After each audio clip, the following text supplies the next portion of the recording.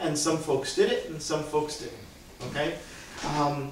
Eventually, by the year 90, the Jews throw out of the synagogue those people who follow the way. Right? So that's really where Christianity begins, around the year 90. Okay? Because if you couldn't go to the synagogue anymore, well, you had to figure out where to worship. All right? And you know where they worshipped, right? Where did the early Christian church worship? Starting as early as the 30s. In the homes. Okay, in the homes. All right, they gathered in small communities. And when you look at the early churches were never more than 70 people. Never more than that. Right? And even in all the archaeological digs, that's what they discovered. That these communities were small communities. All right? They were house churches, or what winds up being called the church of the house of the church. All right? Because church is ecclesia, or gathering, or assembly. It's the Greek word, which means assembly. So the place is the house of the church. All right? So in the early communities, the bishop, or what we would call a priest today, would open his or her house so that people could come there and worship together. All right? Sound familiar? All right? All right, so it was a very simple early Christianity, and that's what you see in the Acts of the Apostles. These small communities gathered. And what were they gathering for? They were gathering to be community, and the second thing they're gathering to do is to be transfigured, to live a new way of life, to change what needs to be changed. Now, we're in the middle of Lent. Not really in the middle, we're in the second week, right? What in our lives needs to be changed? What do we need to leave behind? What do we need to put aside? And do you see what Peter did? It's what religious people have been doing ever since.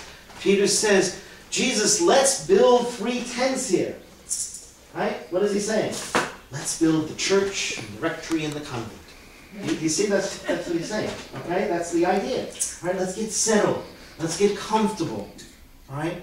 Christianity is not for comfort. We've made it that, but it's not for comfort. It's to make us feel uncomfortable. Because I'm supposed to feel uncomfortable that I have an enemy. And I'm supposed to love them. I'm supposed to feel uncomfortable that people don't talk with each other, or that there's war in the world, or that there's hungry people, or that there are people without jobs, or that there are people who have no clothes. I'm supposed to be uncomfortable about that. I'm not supposed to walk away feeling like I praised God today. I mean, that's nice religion, but that has nothing to do with Christianity. All right? If anything, it's spiritualized selfishness. And that's what most religion is. Spiritualized selfishness. It's so we could pat ourselves on the back and say, we went to church, or we said our prayers, or we know this in the Bible, but we don't do anything about it. There's no transfiguration. And Jesus on that mountain is saying to the disciples, we've got to change. We can't have life as it was. Life as it is not good. You've got to be different. All right? The status quo is not what Christianity is about. It is about transformation. So the ideal preacher, so this is especially for Michael and for Jackie, all right? And our other seminarians are not here, but Mark is not yet a seminarian, but he's thinking about it for next year. All right? But the ideal preacher is this: the one who makes you feel uncomfortable with the gospel, and the one who comforts those who are afflicted. So you afflict the comfortable, and you comfort the afflicted. That's the call of the gospel. That's the call of every preacher. Because if we're still and we're relaxed and we're so comfortable in it, then we don't change. Notice in any one of our lives, when life got really yucky, we did something about it. Or we stayed in our yuckiness and were miserable and tortured everybody around us. All right?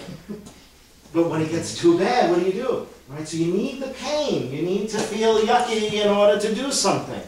Right? We need to be afflicted so that we change. Right? How many of us would not go to a doctor unless we had a pain? Right? And then you have the pain for 1, 2, 3, 4 weeks, and then you're saying, well, gee, maybe I should do something about this. It still gets you to do something, right? You gotta be afflicted a little bit. You gotta be a little bit uncomfortable to say, I gotta do something about my life.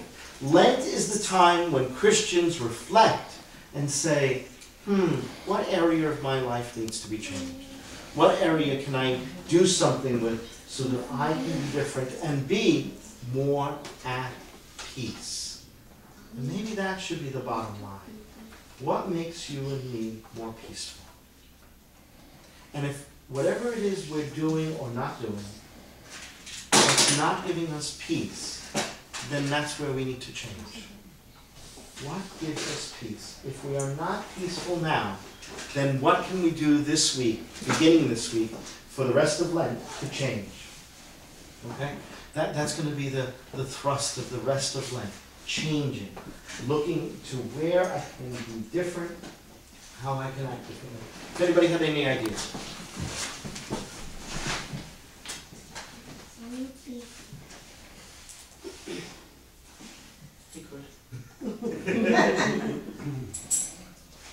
Well, I think it's